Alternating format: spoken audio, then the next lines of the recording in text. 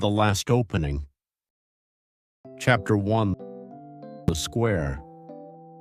The park has a particular smell in the hours after noon, cut grass, turning warm in the sun, pigeons, the faint diesel from the road beyond the iron fence. I have breathed it so many times that it no longer registers as a smell. It registers as arrival. My board is a wooden thing, the squares inlaid, rather than painted, worn smooth at the edges, where 40 years of hands have touched it. Irene bought it for me the winter before Leo was born. I don't think she knew then what it would become. I don't think I knew either. Things become themselves slowly without announcement. I set it on the stone table near the fountain, always that table, the one where the afternoon light falls, at an angle that warms without blinding, and I lay the pieces out one by one. I do this carefully. There is no reason to be careful.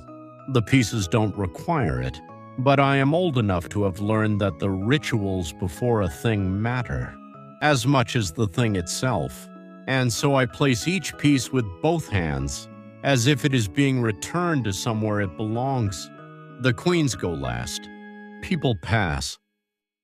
A woman with a stroller, two boys kicking something between them, a man in a yellow jacket, who walks the same route every Tuesday and nods at me and never stops. I nod back. We have an understanding that suits us both. Someone always sits. That is the nature of a board laid out in a park. It is an invitation written in a language anyone can read. Sometimes the invitation is taken up by young men who want to prove something. Sometimes by retirees who haven't played since secondary school and blunder into the middle game with a kind of cheerful recklessness. Sometimes by quiet people who know the game well and say almost nothing throughout. I have not lost in a very long time. That sentence, I know, sounds like pride. It is not pride, or not only pride. It is also a kind of loneliness, though I could not have said so before the girl sat down. Her name was Amelia. But I am getting ahead of myself. Chapter 2. The Catalogue of Opponents. There is a man named Finn who works somewhere in the city and comes to the park on Thursdays with his lunch in a paper bag. He is a reasonable player, knows his openings, has a feeling for the center, tends to collapse under pressure in the endgame. We have played perhaps 30 times. He wins occasionally in the way that a river occasionally changes course with great effort, and only under specific conditions. There is a woman, Stella, who volunteers at the library on Tuesdays and stops to play on her way home. She is sharp in the opening but overextends. I have told her this gently, and she has acknowledged it, and she continues to overextend. Some lessons resist being learned, which is not a failure of intelligence, but of temperament, and temperament is what we are. There was a young man, Julian, who came for 3 weeks in the spring. He played with a kind of aggression that was beautiful to watch. Even when it was wrong, all lunging pieces and sudden sacrifices, like someone who had learned chess from films rather than books. He beat me once. I still think about the game. He stopped coming after the 3rd week, and I don't know why. People vanish from parks as they do from lives without explanation, and the etiquette of the park bench does not permit one to ask. I have catalogued them all in my head the way a naturalist catalogues birds. Not competitively, that is important. The question I ask after every game is not did I win, but what did I see? The two things often align, because seeing clearly usually produces the better moves, but not always. My son Leo calls this philosophy pretentious. He says it with affection. He lives in Edinburgh now with his wife Freya and their daughter, who is 8 and likes horses. I speak to Leo on Sundays. He asks about the park and I tell him, and he listens the way one listens to a story one has heard. before and still enjoys. Freya once told me she thinks the chess is my way of being in the world since Irene. She may be right. I don't examine it too closely. Examined too closely, most things fall apart.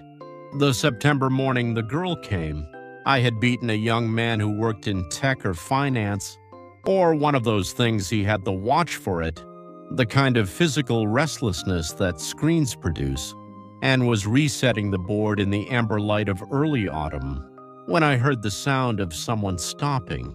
Children stop at the board sometimes. They look and move on. Their attention for chess is brief unless they have already been shown. It already felt that particular catch in the mind. When the pieces begin to mean something, she stopped and she didn't move on. Chapter 3. Amelia. She was perhaps 10, small for it, the kind of slight that suggests density, weight carried inward rather than outward. She wore a dark coat too large for her and had a book under her arm, and she looked at the board with a specific quality of attention that I recognized the way one recognizes an accent from home after years away. She knew the game. Not just the names of pieces or the shape of the board. She knew it the way I knew it as a territory. I didn't say anything. Neither did she. She stood there studying the reset pieces, and I sat and waited, and a pigeon walked between us with great self-possession. After a while, she set her book on the bench beside her coat and sat down across from me without asking, which is the only appropriate way to accept an open invitation. She was white. She played e4. Correct. Principled. The response of someone who had been taught rather than self-taught, or who had self-taught with the right materials. I played c5, the Sicilian, which I've always preferred it. Is the defense that says I refuse your framing. Let us begin again from the inside. She paused for a long time on her third move, which told me something. Not that she was slow, she wasn't slow, but that she was considering genuinely, considering the way younger players rarely do because they are too busy reacting. At some point in the learning of chess, calculation becomes thought. I watched her reach that place and return from it with a move. That was not the obvious response. Good, I thought. Not said, thought. We played without speaking for perhaps 20 minutes. The light shifted as it does in autumn, going golden and then amber and then beginning to cool. My hands were on the table. Hers were in her lap between moves, very still, which is unusual in children. She had a name that I didn't know yet. She was across from me like a question. I began to feel, around the 15th move, a quality of attention in the game that I had not felt in years, a kind of aliveness in the position, a sense that the board was genuinely contested, that the outcome was not written. It was not that she was winning. She was not winning. But she was asking questions with her pieces that required real answers. And for the first time in longer than I could precisely remember, I had to think. Not calculate. Think. The game lasted 41 moves. I won a rook in the middle game and simplified into an endgame. I knew I could close. She played the endgame with the calm of someone watching something she expected. Not resignation, something cleaner than resignation. Acceptance of a fact. When it was finished, she looked at the board for a moment, then at me. Again? She said. One word. But something in it, the timing, the tone, that particular quality of not quite a question, made me understand that she had been somewhere in herself during the game, that most people are never in at all. Again, I said. Chapter 4. What she left behind. We played 4 times that afternoon. I won 3. She won one the third, which arrived so quietly, and so completely that I sat back and looked at the position for what might have been a full minute, trying to find the moment I had let it go. I couldn't find it. It had happened gradually, then entirely, the way certain losses do. "Where did you learn?" I asked after the third game. She thought about this. Not the answer she knew the answer, but whether to give it. "My mom taught me," she said. Before. The word lay between us on the table like a piece neither of us had moved. I didn't ask what it meant. She didn't explain. There are conversations that happen entirely in the architecture of what is not said, and this was one of them. I have had this conversation before. I had it with Irene near the end, when we had been together long enough that the language between us had evolved past words into something denser and quieter. What before meant was clear in the way she said it, not tragic and not heavy, just a marker. A before and an after, like a fold in a map. She was eating a biscuit from her pocket during the fourth game. She offered me one. I took it. It was the kind with jam in the center, the sort I hadn't eaten since Leo was young, and would accept nothing else from a tin. I ate it without comment, and she seemed pleased by this. I lost the fourth game in 48 moves, slowly, definitively, to a combination. I should have seen 5 moves before it arrived and didn't, because I was, I think, watching her play rather than watching the board. Not from inattention, from something like wonder. The way she held a piece before placing it, as if confirming a decision rather than making one. The way she never touched a piece accidentally, never reached and reconsidered. Irene had told me once, years ago, that I played chess like I lived, carefully, without enough courage. She hadn't meant it unkindly. She was usually right. This girl played with courage. The light had gone by the time we finished. The park had emptied. A man was closing the gate at the far end unhurriedly. "I have to go," she said. "Yes." I began to take the pieces off the board. "Will you come again?" She picked up her book and coat, stood, then looked at the board, rather than at me, in the way that people sometimes look at a third thing when they are talking about the thing between them. "My mom was very good," she said. "I believe it," I said. "She said that if you lose to someone, it means they have something to teach you, even if you don't know what it is yet." I nodded. I was still taking pieces from the board, each one returned to its place in the case. "She sounds," I said, "like someone who understood the game." "She understood everything," the girl said in a tone that was completely flat and completely without self-pity. "Then, I'm Amelia." "I know," I said, though I didn't.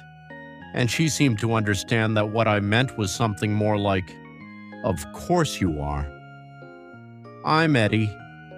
She left without looking back. I watched her go until she was through the gate and gone into the street, small in her oversized coat, the book under her arm. I sat for a while after that, the square around me cooling down, the fountain that had been running all afternoon going quiet when someone inside the park office shut off the pump. An ordinary thing, the pump going quiet, and I noticed it the way I had not noticed it in years, which is to say that I heard it. Actually heard it. The silence after a sound you had stopped hearing being there. I have not lost in a very long time. She won 2 of those 4 games. I didn't go home immediately. I sat at the stone table with the empty board in front of me and watched the dark come in from the east, slow and complete, the way a tide comes in without urgency, without drama, simply arriving at the place it had always been going. Chapter 5. The Season After. She came back the following Thursday, and the one after that. By the third week, I had learned that she lived 2 streets from the park, that she attended the school on the corner of Radley and Vine, that she went to her grandmother's on Saturdays, and that she had read the book under her arm, The Wind in the Willows, 3 times and was on her 4th. All of this was communicated in a few words over several weeks. She was not a girl who volunteered information. She gave it in the way one gives exact change, the right amount, no more. I told her about the Nimzo Indian defense one afternoon in October, when the leaves had turned entirely and the board between us was almost invisible in the damp gold of the trees. She listened with the same quality of attention she brought to the game itself, not hungry, not eager, just open, receiving information the way good soil receives rain. She had already been reading about it, she said. She had a book. Of course she had a book.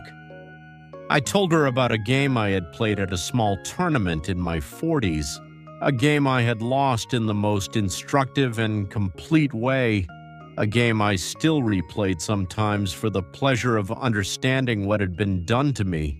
She listened. She asked one question. The question was exactly right. Her mother had been ill for a long time, I gathered. Long enough that the before and after were not recent but had become part of the ordinary structure of things.